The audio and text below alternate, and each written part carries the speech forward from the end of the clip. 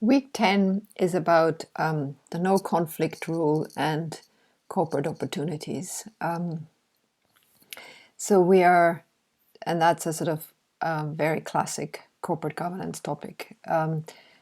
So we're dealing with a situation where there is a conflict of interest, and we're dealing with directors. And the question is, what happens if a director has a conflict of interest? So there is a personal interest of the director, and that is different from the company's interest. Why is this a problem? Well, in the UK, the approach has been that directors have wide powers. Historically, as we've seen last week, the duty, or rather the duty to act in good faith, is subjective, and last week we saw that the duty of skill and care was historically subjective. And there is now an objective duty, but the courts are reluctant to interfere. So one review mechanism, the skill and care mechanism, in the UK isn't a very robust one. But where the UK steps in robustly is in conflict of interest situations. This is just to say that there's a difference. There's two types of scenarios here. The one is a question of a corporate opportunity, so where the director makes a contract with a third party and thereby steals an opportunity from the company. And the other one is a situation where the director makes a contract with the company and then is in an impossible situation because they want to get a good bargain for themselves. But of course, their job is to ensure that the company's interests are protected. So here's the question. Are there different challenges for these types of transactions?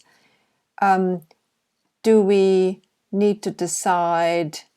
So for example, for the first one, it could be that it's very good and very beneficial for the company to buy an asset from the director or to rent premises from the director, whereas there may not be much benefit for the company in the director taking an opportunity. So conflict of interest situations are not necessarily bad ones.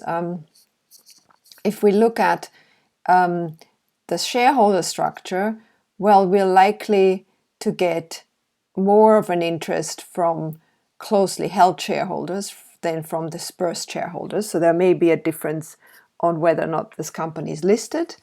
And then the questions, can related party transactions and conflict of interest transactions have benefits? For conflicts of interest transactions, that's more likely.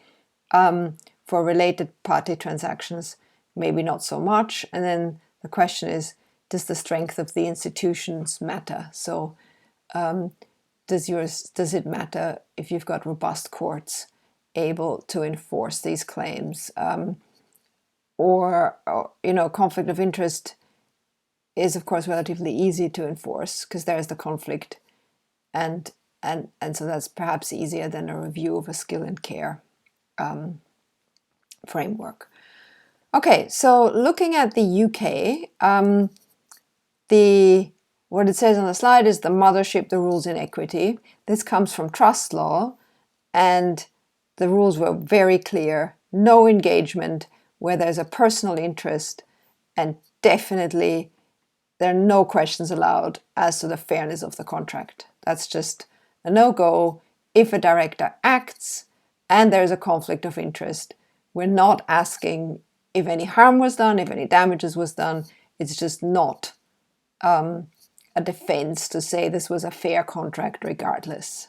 And that makes sense because the underlying explanation is, as soon as you open this up and allow a director to say, yes, I had a conflict of interest, but the terms were fair, what they're very likely going to do is they're going to set up a scenario where they can explain the fairness and spend a lot of time, corroborating evidence, supporting that this was a fair transaction rather than doing what they should be doing, acting in the interest of the company. The background, I think, is important for the historical origin of these rules. Trustees were often unpaid. There was a focus on complying with the trust deed. So the question was, did they act within their mandate? And that was a very important criterion. The courts were always reluctant to review judgment. They felt that's not their place. But when a conflict of interest arose, they struck very robustly. And it really became, or is, the main policing mechanism. So the main review mechanism for the conduct of a trustee is the conflict of interest combined with, did they do something they were allowed under the trust deed.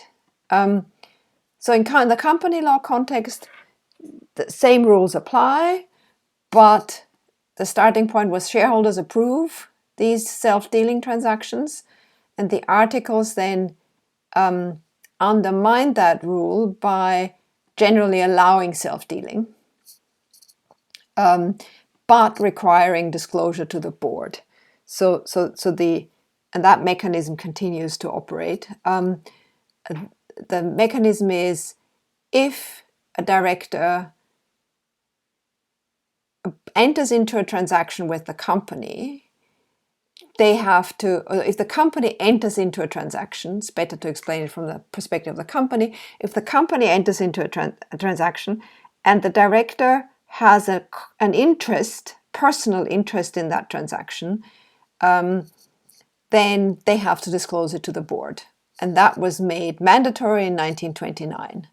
And there was no approval required. It's just, there's a conflict of interest in a transaction. You need to tell the board if you as a director have that conflict of interest, and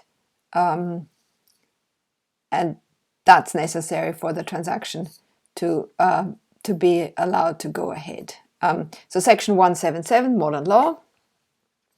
The company proposes a transaction. The director is directly or indirectly interested, so she or he must declare that to the other directors before the company enters into the transaction. And then the other directors need to take that information into account when they decide to approve the transaction. Let me just make this larger. There we go. And then for existing transactions, if the director later becomes aware of the interest, they need to declare this to the board. This is an explanation of what an interest is, and you'll see that it's fairly wide. This director is a party, or he's a shareholder and partner of a contracting party, or a close family member. So there's a broad definition of indirect conflict of interest. Here it says where there's no declaration required, and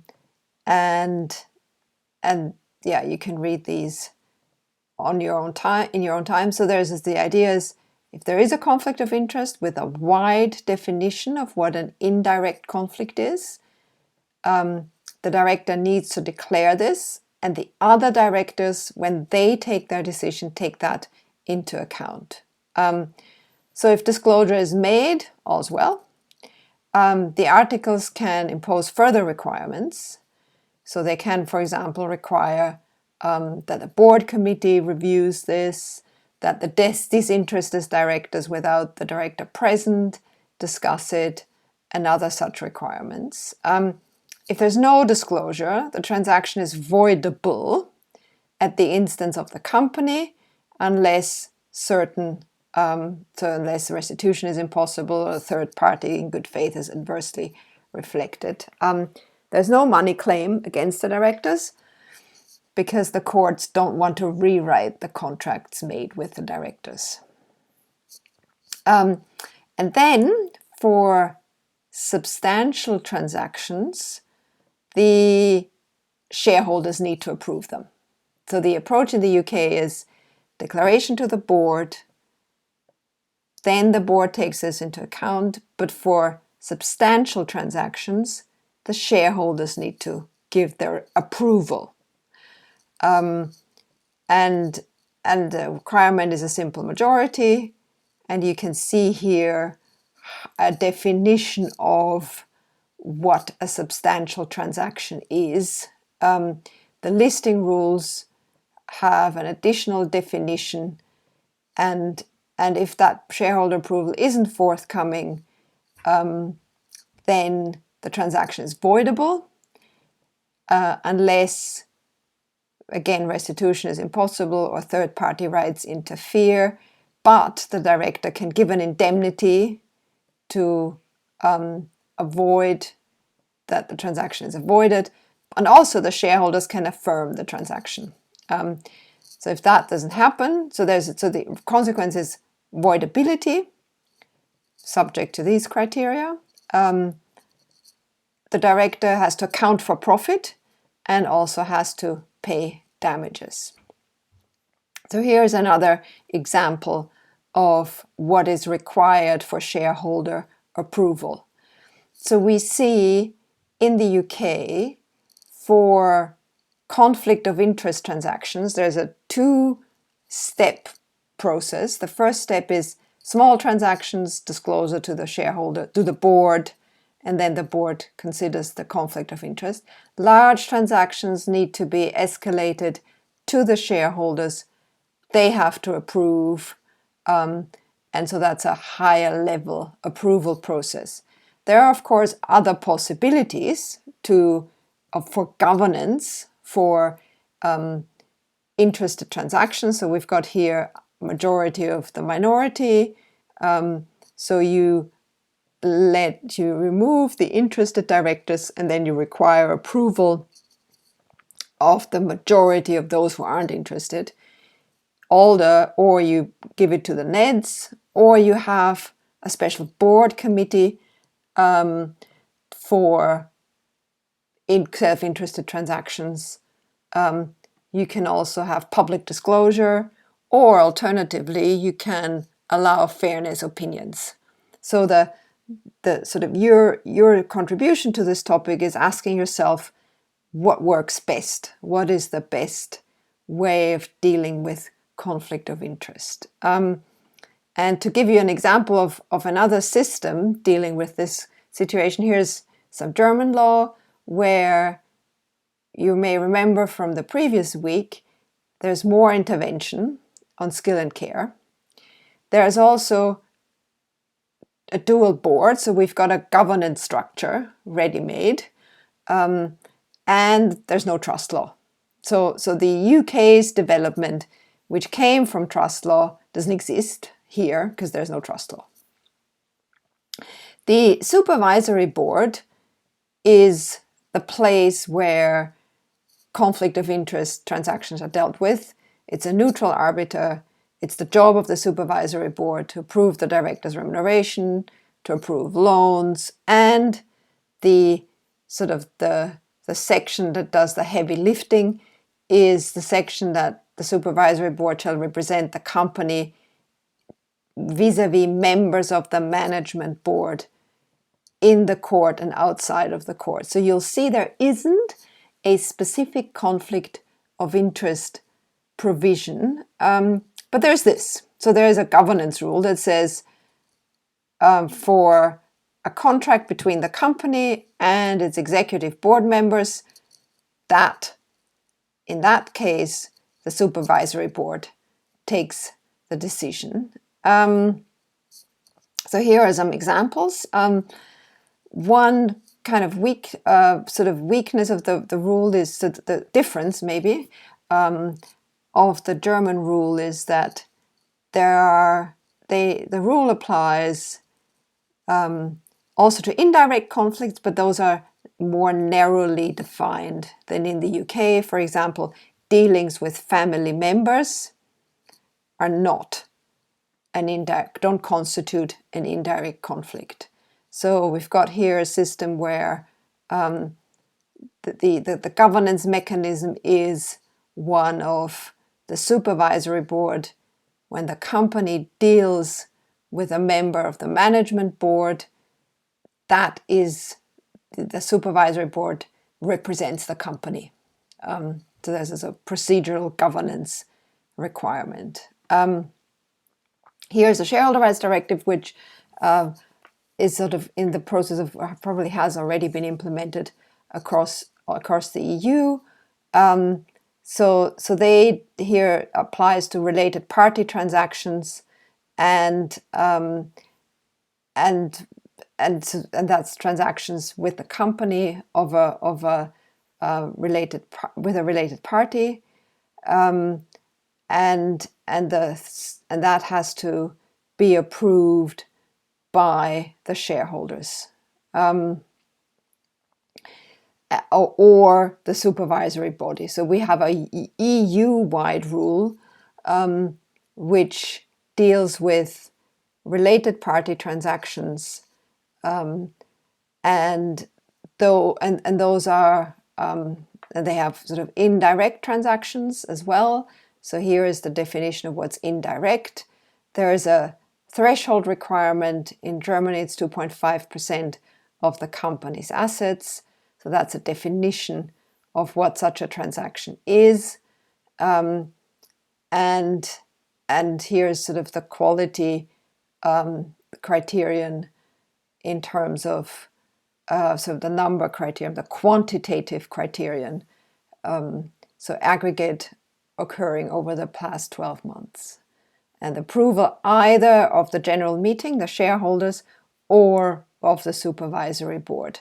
Plus, there is a publication of that transaction. So here we go. So that's sort of, there you see a combination of governance and publicity dealing with related party transactions. So the UK again, we're talking now about corporate opportunities in the UK. Section 175, that's the situation where the company makes a contract, or doesn't make a contract, rather, the director makes a contract with a third party. And those contracts are also under the courts have historically scrutinized them very carefully. Regal Hastings is an example. Here are some other examples, and the position taken by the board, by the courts, has been that kind of, if in doubt, a corporate opportunity is not something that directors are allowed to take. So even if it's not within the line of the business or a maturing business opportunity, the directors cannot take a corporate opportunity. So we've got sort of these cases which we talked through. So what do you do if you want to take a corporate opportunity and the company really doesn't want it? It's not hard. The board needs to approve it through its disinterested directors. So that's the safe way of doing it. Question is, would it be better if it was shareholder approval? So that's a question for you. Is it right to just put it to the disinterested director, or should it be done by the shareholders? In any event, in the UK, even if the board hasn't approved, the shareholders can approve it. So that's why it says here whitewash. If no approval occurs, there is an account for profit as the remedy. Damages only if the other duties have been breached. Now, corporate opportunities under German law, the sort of same really mechanism as for conflicts of interest. We require the consent of the supervisory board, or the Germans require the consent of the supervisory board for a director to engage, for an executive director to engage in any trade or in a transaction but here the company's line of business for their own account. So any trade, meaning being a sole trader or engaging in the company's line of business for their own account or for the account of a third party, or being involved as a management board member, managing director, or personal liability partner in any other commercial company.